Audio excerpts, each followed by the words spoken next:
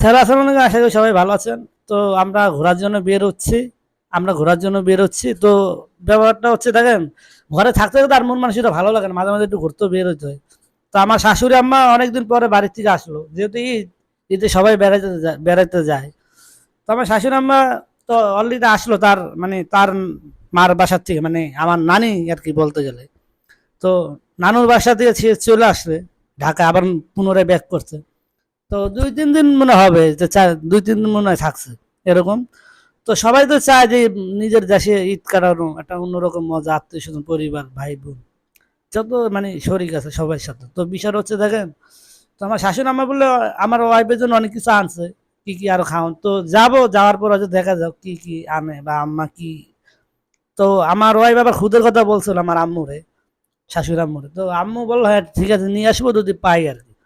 তো আপনারা জানেন গ্রাম অঞ্চলে ধান ভাঙানোর পর হয় কি যে খুদের ভাতগুলা থাকে, হ্যাঁ, ওই মানে ধান ভাঙানোর পর যে ছোট ছোট মেশিন থেকে পড়ে না, ওটাকে বলা হয় খুদের ভাত। ওটা কিন্তু অরিজিনাল, ওটা কিন্তু হাতের। তো দোকানেরটা আর নিজের হাতের মানে ধান ভাঙানোর পর যে খুদের ভাতটা বের হয়, ওটা খুবই খাইতেও খুব মজা এবং স্বাদ বেশি। ওটার ভিতরে কোনো ইয়া থাকে না, মানে ভেজাল নেই। তো হচ্ছে ওগুলা গ্রাম অঞ্চলে বেশি একটা পাওয়া যায় না। কিসের জন্য পাওয়া যায় না জানেন? সবসময় থাকেও না। যেহেতু গ্রাম অঞ্চলের মানুষ এই মানে যেখানে রায় সেখানে খায়। তো মানে গ্রাম অঞ্চলের মানুষ এরকম, তারা সাদা-সিধা বিলসে জীবনযাপন করে এবং তাদের লাইফস্টাইল অন্যরকম। ওই যে আমাদের মতন বিলাসিতা সেরকম না। তারা এইজন্যই গ্রামের মানুষের শরীর সুস্থ বার হচ্ছে। তাদের মন মানসিকতা ভালো থাকে, শরীরও সুস্থ থাকে।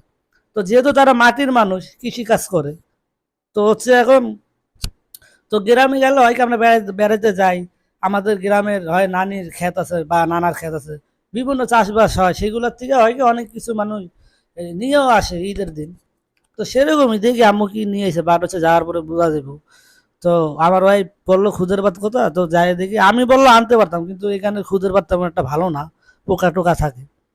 তো বিষয়টা আসলে এই জন্যই বললাম যে ঘুরতে বের হচ্ছি, তো ওদিকে যাব আমার শাশুড়ি আম্মার বাসায়। তো দেখি যাওয়ার পরে কি হয়। তো সবাই ভালো থাকেন, আর সবাই শেয়ার করে ভালো থাকেন। ধন্যবাদ।